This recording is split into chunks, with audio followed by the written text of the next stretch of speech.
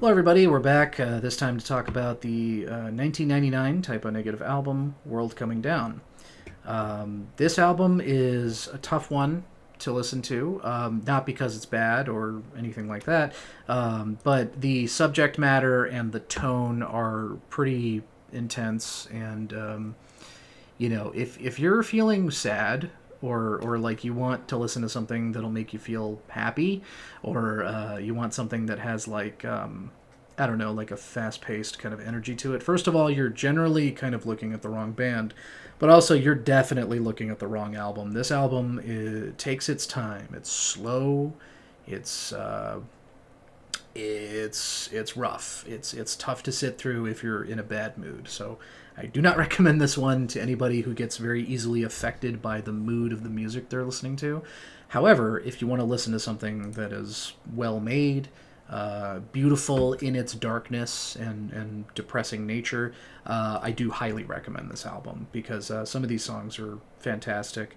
And one thing that's an indicator to me of a good song is if you can feel and not necessarily relate to the emotion, but like you understand it and you can sympathize or empathize with it without having any direct experience with the subject matter of the song. I think that's a sign of a good song because, in particular, I'm thinking of White Slavery, which is about cocaine addiction specifically, but it also you could except for the lines that more specifically relate to cocaine use, you could relate it to lots of different kinds of addiction, of course. And even if you have no addictive troubles in your life, like I have never really had any kind of addiction problems, um, I can still relate to the line in the chorus where he says, "I've lost myself again," because I have felt that before, despite not in the way that the song is directly about. But yeah, anyway, this album is great, but again, it's a little bit of a tougher listen if you're again easily affected by the mood of the music you're listening to, or if you're in a bad mood. I don't recommend listening to this album at all. Maybe with the exception of one song, which is my number one pick. So let's talk about that. Let's talk about my top three. So my number three pick is the title track, World Coming Down. It's 11 minutes. It is brutal. It is like crushingly downturned, in its mood. It is not a fun listen, but me describing a song as not being fun can be a positive and it can be a negative, because in this case, that's obviously the intent of the song is not to be fun, right? But it's still a powerful song. It's very well presented, and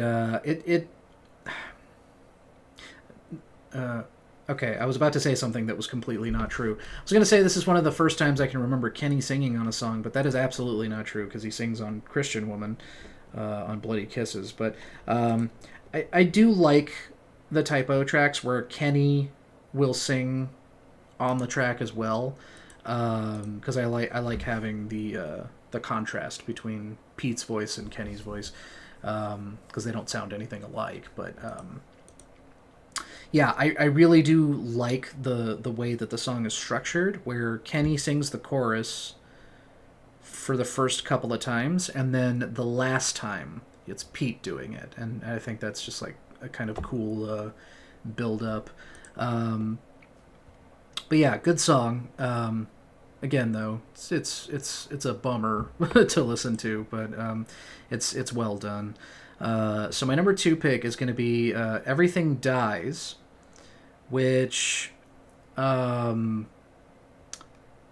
it that is a song that I have related to in ways that I don't care for throughout my life, of course. But it's still a good song, and it's not the kind of song where it's like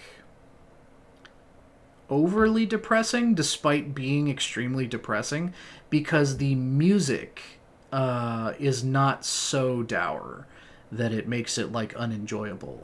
Musically, it sounds awesome. especially the part where the guitar kind of kicks in a certain way. I wish I was better at describing these things. Okay, so if you've seen the music video version, which is shorter, it's towards the end of that version of the song. Is the guitar kind of starts going in a way that's like a little faster, and it's like it feels like it's kind of soaring, you know, and it just sounds so fucking good. Kenny's guitar work is really great on a lot of Typo songs. You know, I don't know like how to gauge the skill of a guitarist, but I do know what sounds good, and Kenny's guitar work has basically always sounded good to me on all of their music. But anyway, my number one pick is going to have to go to Pyretta Blaze. It is such a nice song. It has a totally different tone than a lot of the rest of the album, because Pyretta Blaze does not sound like depressing like the rest of the album mostly does. I guess Who Will Save the Sane doesn't quite sound as depressing as some of the other music either, but Pyretta Blaze sounds like, I don't know, it's got like those hints of the sort of romantic vibe of some of their other songs from the preceding albums.